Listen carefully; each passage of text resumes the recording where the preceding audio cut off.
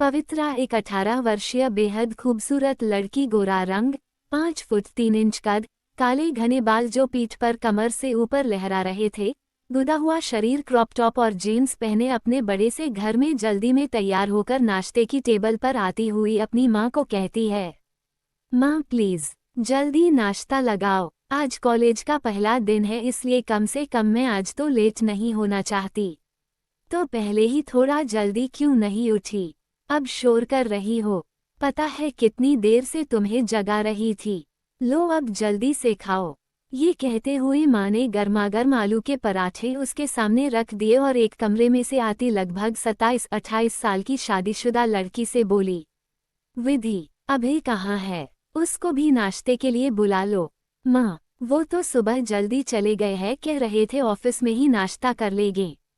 कोई जरूरी मीटिंग थी वहाँ। विधि बोली, लो बाप क्या कम था जो बेटा भी उन पर चला गया। माँ चिढ़कर बोली, ये सही बात है भाभी, संभाल लो भाई को, और पता चले कि भाई अपना सारा प्यार अपनी फाइलों पर ही उड़ेल रहे हो और मेरी ये खूबसूरत भाभी अपने बच्चों में ही उलझी रही।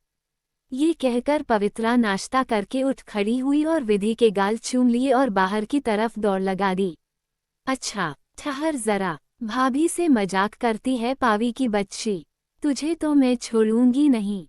ये कहकर वो भी उसके पीछे दौड़ी। पहले आप पकड़ तो लो, बाकी बाद में देखेंगे। आपकी तो अभी से सांस फूल गई। पवित्रा हंसती हुई विधि के पास आकर बोली, जो भाग भाग कर हाँफ रही थी कि तभी विधि ने उसे पकड़ा और बोली, अब बता पावी, क्या बोल रही थी तू? तेरे भाई किस पर प्यार लुटाएंगे? मैं कहाँ बिजी रहूंगी? तो इसमें तो मैं गलत नहीं हूँ न?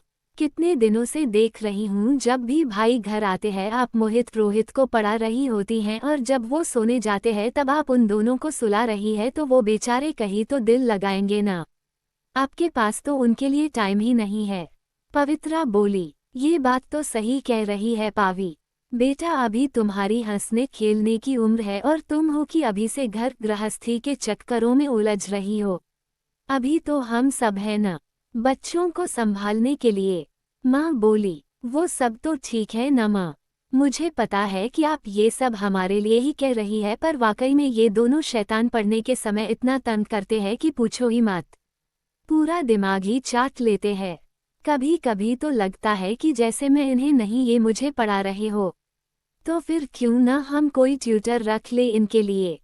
माँ बोली, अरे ट्यूटर क्यों, अपनी खनक है न, आश्रम के बच्चों को तो पढ़ाती ही है, इन्हें भी पढ़ा दिया करेगी। क्यों भाभी, क्या कहती हो आप? पवित्रा बोली, अरे ये तो मेरे दिमाग में ही नहीं आया। हाँ ठीक है, शाम को वो इन दोनों को भी पढ़ा दिया करेगी, है ना माँ? विधि बोली, मोहित रोहित दोनों जुड़वा थे और बहुत शरारती थे, उन दोनों को पढ़ाना वाकई में बहुत मुश्किल था क्योंकि बहुत ज़्यादा लाड़ प्यार में पले होने के कारण पढ़ने में उनकी कोई रुचि नहीं थी। वो तो ठीक है, लेकिन क्या खनक यहाँ आकर पढ़ा दिया करेगी? क्योंकि अनाथाश्रम के बच्चों के साथ हमारे बच्चों का पढ़ना क्या ठीक होगा? सब क्या कहेंगे? तो क्या हुआ माँ, आप कब से ये सब बातें सोचने लगी? और ये आश्रम भी तो पापा का ही है, तो फिर वो बच्चे भी हमारे हुए न? पवित्रा बोली, नहीं पावी, माँ ठीक कह रही है। देख, अगर लोगों को भी छोड़ दे तो भी हमारे बच्चों और उन बच्चों के रहन सहन में बहुत फर्क है, और जब हमारे बच्चे रोज रोज उनके पास जाएंगे तो कहीं ना कहीं उन बच्चों में भी हीन भावना आ ही जाएगी। इसलिए मुझे लगता है कि अगर खनक यहाँ आकर पढ़ा दे तो ज़्यादा बेहतर होगा। क्यों माँ? विधि बोली और माँ ने हामी भर दी। पावी को भी समझ आ गया कि भाभी नहीं चाहती कि मोहित रोहित अनाथाश्रम में जाए, इसलिए वह बोली, अच्छा मैं चलती हूँ, खनक से बात करके आपको बता दूंगी शाम को। ये कहकर वो उन दोनों के गले लगकर बाहर निकल गई। अभी वो अपने घर से बाहर निकल ही रही थी कि उसके घर के साथ वाले घर से एक BMW निकली और उसके आगे रुक गई और पावी की साइड वाला शीशा खुला और एक 24-25 साल का खूबसूरत लड़का जो ड्राइविंग सीट पर बैठा था पवित्रा से बोला, पावी कॉलेज जा रही हो न? आओ मैं तुम दोनों को साथ ले जाता हूँ। अरे नहीं भाई, आप बस मुझे आश्रम तक छोड़ दें, उसके बाद मैं और खनक स्कूटी से कॉलेज आ जाएंगे। पावी बोली, स्कूटी से? वो खटारा, टाइम देखा है, पहले दिन ही लेट होना है क्या? मुझे नहीं समझ में आता कि तुम दोनों को मेरे साथ जाने में क्या मुश्किल है। मैं भी तो वही जाता हूँ तो मुश्किल क्या है? लड़का बोला, मुश्किल तो कोई नहीं साकेत भाई, पर आप उस कॉलेज में प्रोफेसर है और बड़े पापा उस कॉलेज के ट्रस्टी, तो बस वो खनक कह रही थी कि सभी को ये लगेगा कि हम लोग आपके रिश्तेदार हैं और सिफारिश से एडमिशन मिला है हमें। पावी सहज होकर बोली, तुम्हारी खनक का दिमाग खराब हो चुका है, इलाज की जरूरत है उसे। चलो अब जल्दी कॉल करो उसे कि वो दरवाजे पर आ जाए ताकि हमें देर न हो। साकेत पावी की बात सुनकर गुस्सा हो गया था। जी भाई, और वो खनक को फोन करती है। हेलो की एक सुरीली आवाज दोनों के कान में पड़ती है तो साकेत का दिल धड़क उठा कि तभी पावी बिना कुछ आगे सुने जल्दी से बोलती है, सुन 2 मिनट में जल्दी से गेट पर आ, मैं अभी आई, और फोन रख दिया। साकेत उसकी ये हरकत देखकर हैरान होकर बोला, ये क्या था? क्या इस तरह बात की जाती है किसी से? और वो भी जब वो तुम्हारी दोस्त हो? भाई किसी और का तो मुझे पता नहीं, पर अगर वो दोस्त खनक हो तो उससे ऐसे ही बात करनी पड़ती है। मतलब मैं आपको आते समय समझाऊंगी। अभी तो आश्रम आ गया है इसलिए अपना टॉपिक बदल लीजिए। वो देखिए खनक, ये क्या हुआ इसे? पावी हैरान होकर एक तरफ देखती हुई बोली तो उसकी आवाज सुनकर साकेत ने भी उसकी नजरों का पीछा करते हुए उस तरफ देखा तो एकदम से उसके भी पैर ब्रेक पर चले गए।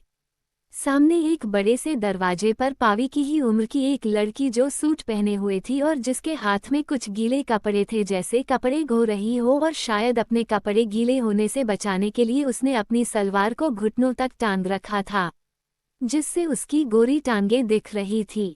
उसके शांत और सौम्य चेहरे पर इस समय परेशानी दिख रही थी और बालों को कसकर बांधने की वजह से आगे की छोटी छोटी लंटें हवा की वजह से उसके चेहरे पर खेल रही थी। उसकी बड़ी बड़ी हेजल आंखों में कुछ बेचैनी सी थी और शायद घबराने की वजह से ही उसका गोरा रंग इस समय गुलाबी हो रहा था। वो सामने सड़क पर इतनी बेचैनी से देख रही थी कि उसे अपने कपड़ों और दुपट्टे का भी होश नहीं था।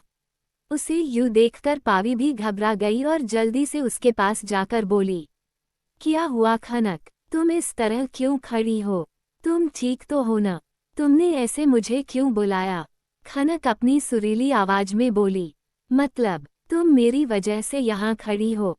पावी बोली, हाँ, तो तुमने कहा ना कि 2 मिनट में गेट में आओ, तो मुझे लगा कि पता नहीं क्या हुआ, इसलिए मैं ऐसे ही आ गई। पर तुम तो बिल्कुल ठीक हो, फिर क्यों बुलाया मुझे? खनक बोली, क्यों बुलाया मतलब? और तुम तैयार क्यों नहीं हुई? जाना नहीं है कॉलेज? पहला दिन है आज हमारा। पावी उसे देखती हुई बोली,